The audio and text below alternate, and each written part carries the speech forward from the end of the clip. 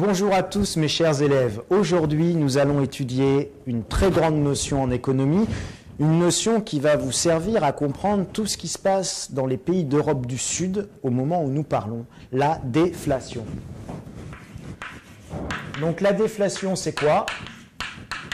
La déflation, c'est le contraire de l'inflation. Super, me direz-vous.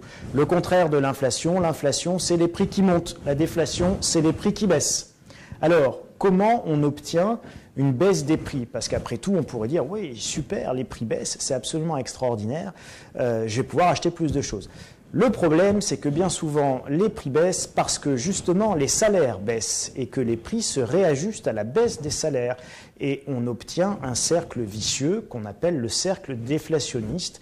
Et le problème des cercles déflationnistes, c'est que bien souvent, ils conduisent à l'insolvabilité de l'ensemble des acteurs économiques, c'est-à-dire aussi bien les États, les ménages que les entreprises. Alors, comment tout ça, ça peut démarrer? Ça démarre en général par une crise économique. Souvenez-vous, 2007, une crise économique. Cette crise économique, elle entraîne tout simplement une baisse de la croissance. Et cette baisse de la croissance, elle va entraîner logiquement, et ça, on le comprend tous, quand il y a moins de croissance économique, il y a en général moins de travail. Et quand il y a moins de travail, on a d'abord une augmentation du chômage.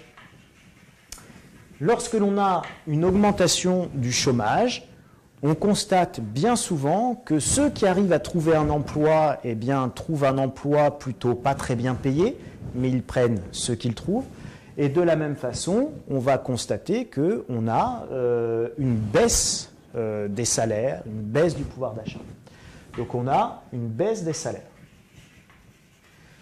Cette augmentation du chômage et cette baisse des salaires, ça va entraîner de multiples conséquences économiques, comme déjà une chute de la consommation. Mais cette chute de la consommation, elle va s'accompagner très rapidement de une baisse des bénéfices des entreprises.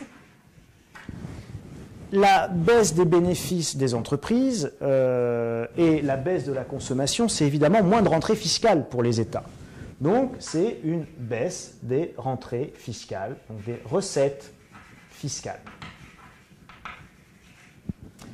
À partir du moment où vous avez cette baisse de la consommation, cette baisse des bénéfices, cette baisse des rentrées fiscales, souvenez-vous, vous avez cette augmentation du chômage, on en arrive à une augmentation des dépenses sociales. D'accord ? Vous allez devoir indemniser plus de chômeurs, vous allez devoir verser plus de RSA, vous allez devoir aider plus de gens. Donc nous avons une augmentation des dépenses sociales.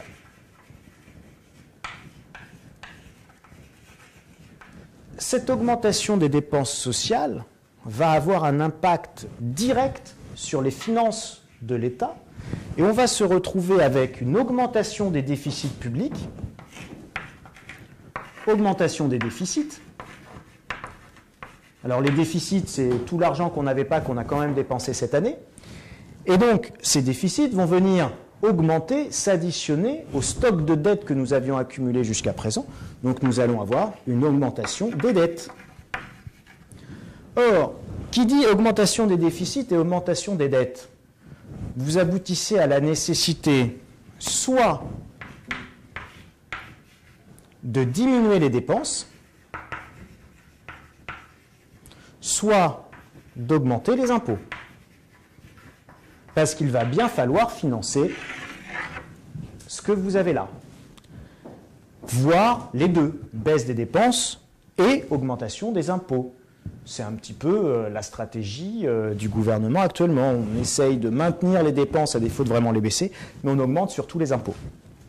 À partir du moment où vous avez une baisse des dépenses ou une augmentation des impôts, vous avez évidemment une baisse du pouvoir d'achat. Et si votre pouvoir d'achat diminue, ça va s'impliquer et s'impacter directement sur votre taux de croissance qui lui aussi va baisser. Et vous avez compris comment on se retrouve dans un cercle complètement déflationniste où on va pouvoir tourner en boucle pendant des années jusqu'à l'effondrement complet. C'est exactement ce qui se passe en Grèce aujourd'hui. Dernière petite chose pour illustrer notamment le poids des déficits et le poids des dettes dans un contexte déflationniste avec une baisse de croissance. Imaginez un PIB de 100 euros et une dette de 100 euros. Dans ce cas-là, en année 1, quand mon PIB est de 100 et ma dette est de 100, j'ai un ratio dette sur PIB de 100%. Le PIB et la dette sont équivalents. Mais je viens de faire déjà un tour en année 1, j'ai une baisse de ma croissance et mon PIB, lui, vient de baisser de 2%. Je vais donc avoir un PIB de 98. Soyons optimistes et disons que la dette n'a pas augmenté malgré l'augmentation des déficits. On va dire que la dette n'a pas augmenté, elle est restée constante. Vous voyez bien que le ratio dette sur PIB s'est dégradé. Ce n'est pas la dette qui a augmenté, c'est votre PIB qui a diminué. Donc, la déflation mène toujours à l'insolvabilité. Merci pour votre attention.